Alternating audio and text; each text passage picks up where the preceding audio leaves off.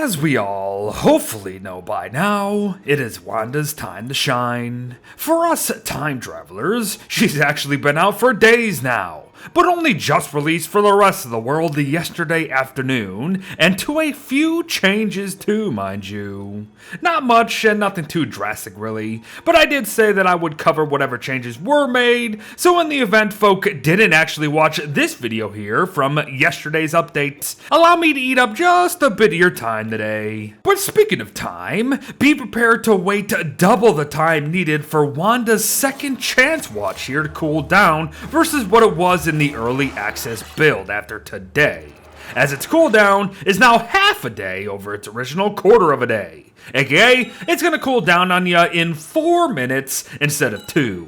Nothing to stop you from having multiple built, however, and that goes for this next bit as well. A bit that now sees Wanda herself being able to haunt her own second chance watches only once before they shatter into half the resources needed to make them. So yes, while her reviving capabilities are nerfed from what they were, these were also much needed changes for sure, as she was practically immortal with just one clock otherwise. But another needed and very welcome change that isn't even listed in Clay's own list of alterations, mind you, is Wanda's ability to now socket individual purple gems into Backtrack watches in order to create any additional Rift watches. Not only that, since Rift watches actually become Backtrack watches after one use, this change is going to be allowing for more efficient team travels too, without actually having to make more Rift watches from the menus alone each and every time.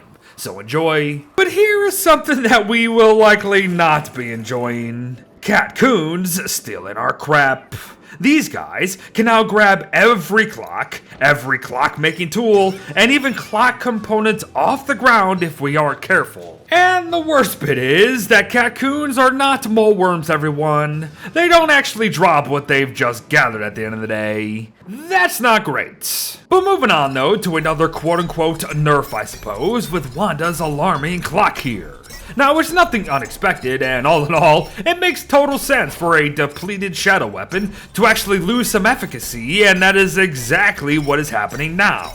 When an alarming clock falls to 0% fuel, expect its damage to be equal to that of an axe or a pickaxe at 27.2 damage per hit. Well, when you're actually young or middle-aged, that is. For you see, Granny Wanda will absolutely suffer the most with damages falling all the way to 13.6. And for those of you who have seen this video here, you know how big of a drop that really is. So yeah, it's definitely a nerf if you think about it. Keep that nightmare fuel handy. But lastly, not something new per se, but still something a bit unknown until after her compendium entry was added for realsies, her favorite food. Wanda, like the soon-to-be old granny that she is, loves taffy. So expected to go from 25 hunger, 15 sanity, and -3 health a munch to 40 hunger, 15 sanity, and 0 health instead. Now that's a pretty darn sweet change on that health loss there, and with how easy taffy is to make, that 40 hunger a pop ain't bad either. So gum it up. And there you have it, everyone. Just a very brief look at some of the changes to Wanda the Timekeeper following her full release. Will there be more? I actually don't know. Maybe there will be. Are there still some secrets that she's hiding now? Oh, most definitely. And we will be uncovering them as we go along. Folks, she's still very new to us all. So let us continue to share what we have discovered ourselves as we jump through time to master her together. But thanks for watching, folks. Well wishes to all, and I'll see ya in the next one. Bye-bye.